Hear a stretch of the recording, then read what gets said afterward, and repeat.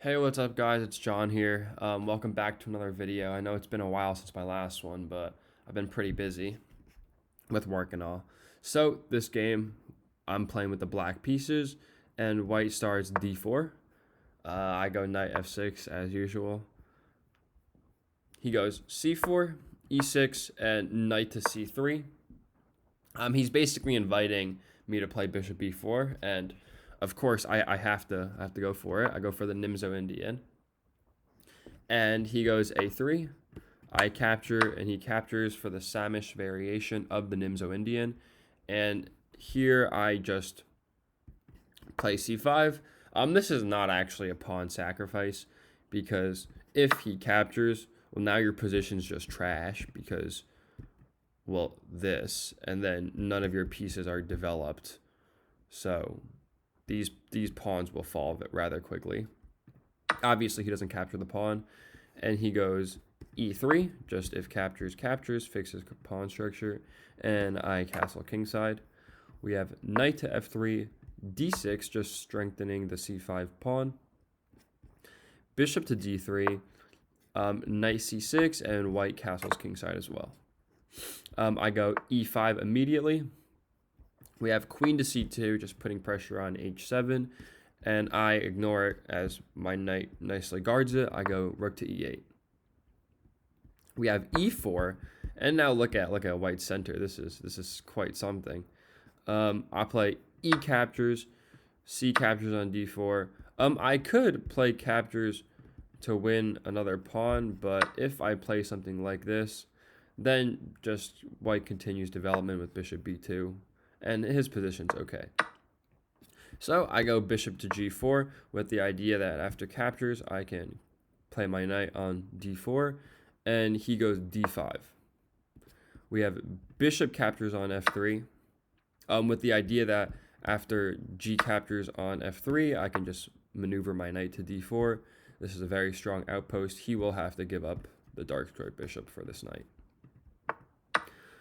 However, after bishop to g4, after bishop captures on f3, instead of capturing, we have d captures on c6, and I checked in the database. Everything up to this move has been played before by some international masters, but with d captures on c6, which is the best move, this is a new position, I believe, as of move 14. Well, we have bishop captures on e4, bishop captures on e4, and knight captures on e4. Probably better was rook captures on e4, but I don't think it makes a difference.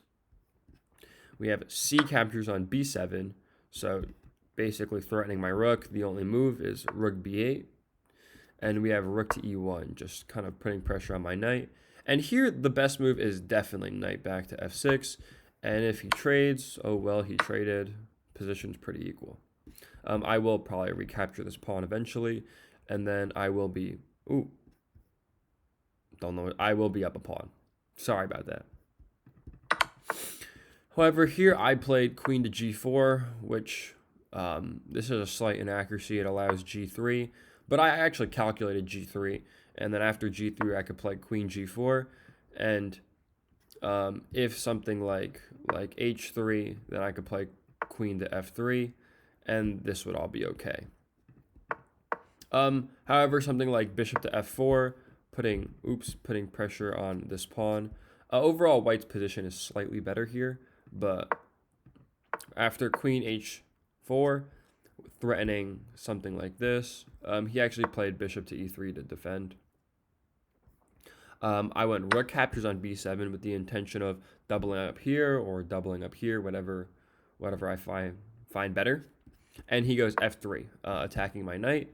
I have to move it, and now I go knight to f6. We have bishop to f2, challenging my queen, and first I exchange a pair of rooks, and then now I have queen g5. And if you noticed, I don't have any back rank issues yet because my knight's covering the square, but I might have some in the future. He goes queen to a4. I have now he's threatening rook. He's threatening rook to. Oh my god. if I play something slow like queen d2, this is just mate in 1. I mean mate in 2. This is checkmate. So I notice I play h6, just making room for the king. This is a light square, so the bishop can never, this diagonal will always be okay. And he goes queen to a6, putting pressure on d6, my rook, and my a7 pawn.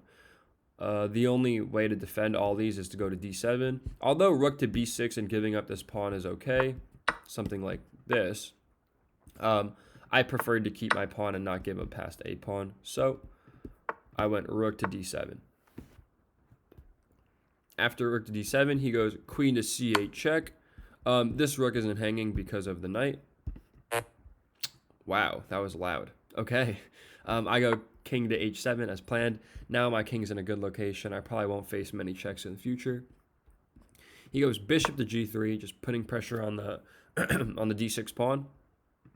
And I go queen to d2, with the idea that if he ever captures this, the rook will hang.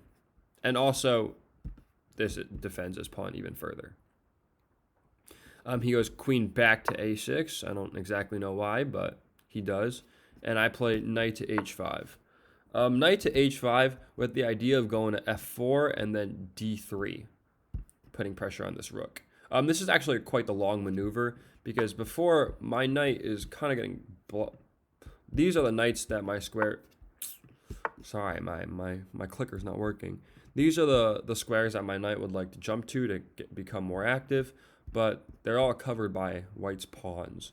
So when he maneuvered his bishop to g3, he let me play knight to h5 with tempo. You actually have to move this bishop now, or else if you allow the knight, Jesus, my arrows, to capture, then your rook will be hanging. So he goes bishop to f2, and now I go knight to f4 as planned. He plays queen to c6. He's really just trying to figure out a way to dislocate my rook, which nicely guards everything on the 7th rank and even my backwards d pawn. And he goes knight to d3. I play knight to d3, just continuing, with the idea that you can't actually ever capture this rook, because if you capture this rook, then queen captures. This will just be checkmate. So he obviously knows this. He plays queen to e4 check. This is something that I calculated, and I go g6. There are no checks left. Nothing is hanging because my rook nicely guards all my pawns. And this is not too pleasant of a position, because now your bishop is hanging, your rook is going to be hanging. You basically have to play either rook to e2 or rook to f1. He opts for rook to f1, which is what the engine prefers. And in this position, I should probably just capture the bishop. After captures, I just play queen c1 check, and then here I pick up this pawn, and I will create a passed pawn of my own. However, I went a5, which is still winning. It's not the best move, but it's still winning. And he plays queen to e8, going after my rook again. And I mean, I guess you have to find a way to break through, but my rook's doing a really great job. I just went rook to b7, going on the open file, and he plays bishop to e3, just attacking my queen. I play the absolute best move here, queen to e2. This still puts pressure on f2. The rook can't really move. This bishop is now pinned because his queen's hanging, so there are no discoveries. Say if my king was on g7, then he could play bishop captures on h6 and actually win my queen, but that's not the case. Here he goes queen to c6, and this is a losing move. Probably better is just queen to e4 and just waiting for me to do something, because right now I'm obviously in a better position. I'm up a pawn, but also look how active my pieces are, while his rook is just trying to defend for dear life. But after queen e2 and queen to c6, now white is completely lost. Feel free to find the move that I played that leads to checkmate. So if you guys found it, you realize that this rook is not actually hanging, but rather this bishop is hanging. And after queen captures, This comes with check, so there's no time for the queen to recapture the rook, and you can actually just completely ignore this rook on b7. My opponent, he played king to h1. I went knight to f2. He played king to g1. Obviously, you guys can now see it. I have knight to h3, and after this comes with a double check against the king, so you can't actually block with the rook or capture the knight.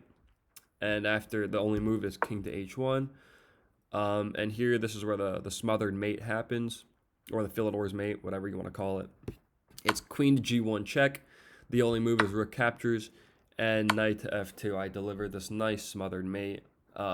Really proud of this game because the guy I was playing, I think, was rated almost 50 points ahead of me. He was 1,700, I believe. So it was nice to beat him. I don't usually play the Nimzo Indian, so